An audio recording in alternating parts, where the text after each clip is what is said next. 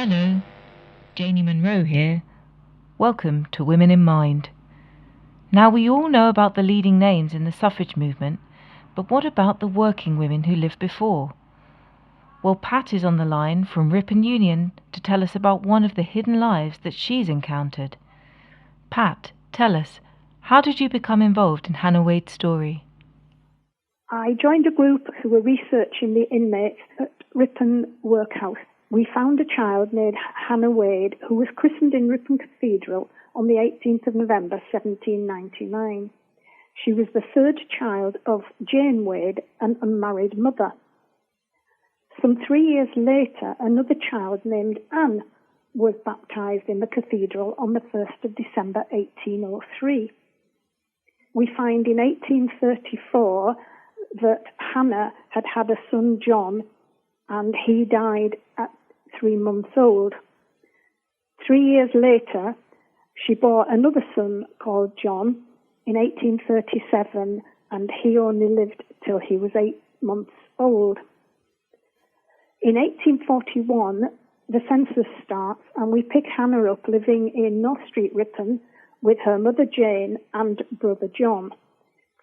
Hannah's mother and brother are described as agricultural labourers, but they are living on one of the main streets in the city of Ripon, which suggests that they haven't got a regular occupation. A lot of the labourers who worked for the big landowners would have had a cottage as part of their wages, or at least a room in a house on the estate. This suggests that they hired themselves out and that work was spasmodic. Hannah seems to have no occupation, and we do find later in life that she is described as an imbecile, which makes us wonder, did the children die because they weren't getting enough food, because Hannah herself wasn't getting enough food to feed the children? It's very unsettling. In 1842, Hannah's pregnant again and gives birth to a girl called Mary. We don't know who the father was.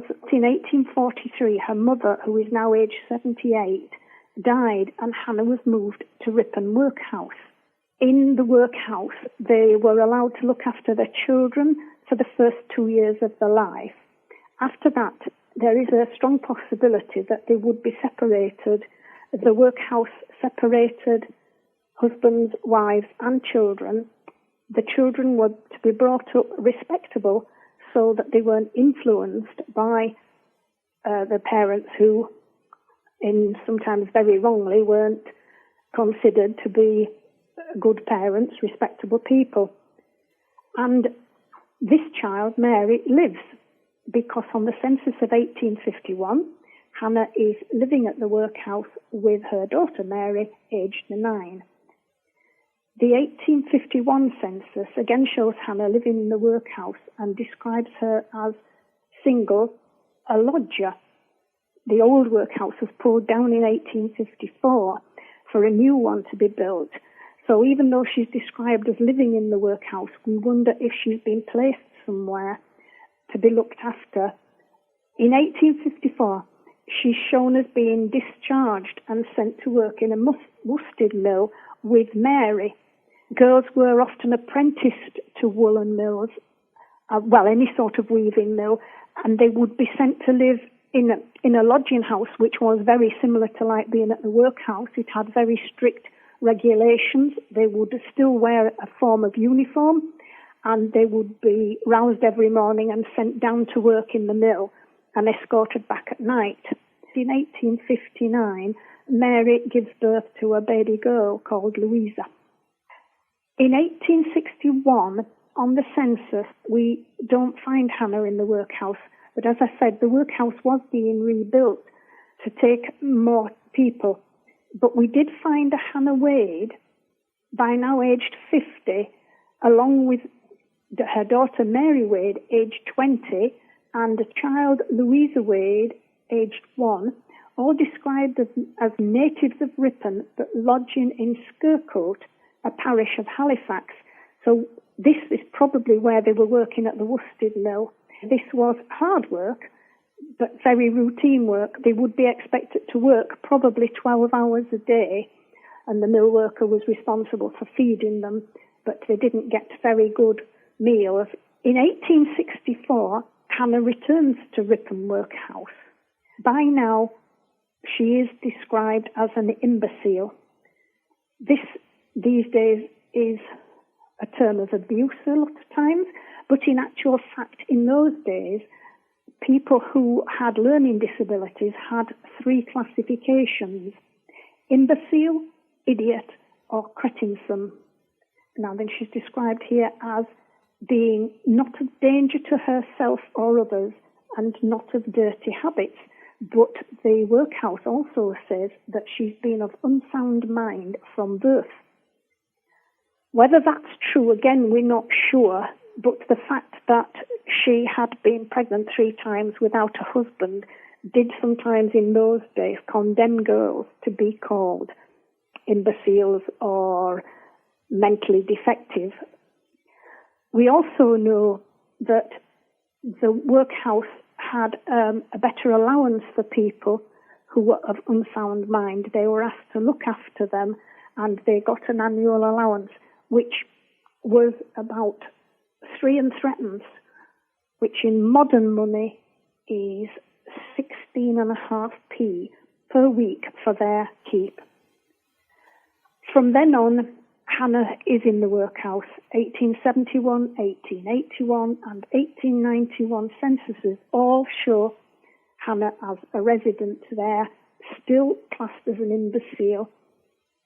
In 1890, the 30th of July, in the discharges book, we have the comment that Mrs. Mary Beck asks to take out her mother, Hannah Wade, and this request was granted.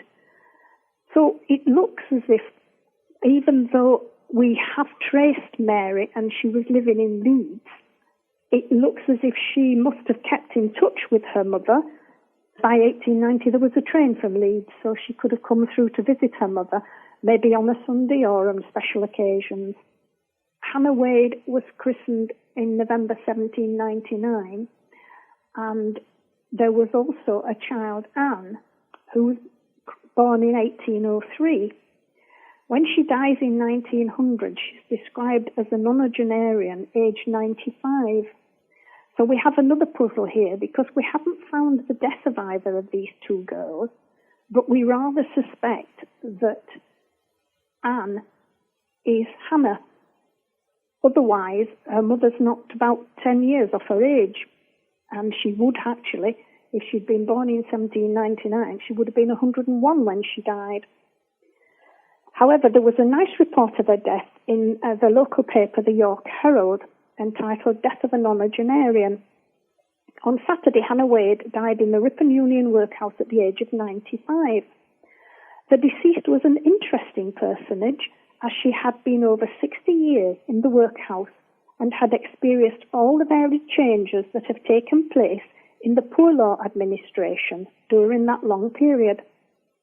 She was for 17 years an inmate of the old Ripon Poorhouse, which was pulled down to make room for the present workhouse, erected in 1854, and where she has since, with the exception of a few months, resided.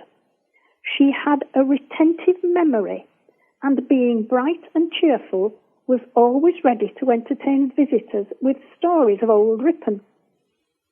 She leaves 1 daughter, several grandchildren, and great-grandchildren. It's a nice ending to Hannah, and I put a little picture in my mind looking at some of the other records and stories I've read about the workhouse, and I've got this vision of this little old lady sitting in the garden. The workhouse has a very nice garden, with her clay pipe, smoking her tobacco, which they were by then given an allowance of tobacco, especially on special occasions, and chatting to people, which makes you think that really she wasn't mentally defective in some ways. While the workhouse was terrible from the way it split families up and the attitude towards people, conversely, for the children, they were given an education. So there was some compassion even though to us today it seems, it doesn't seem like compassion.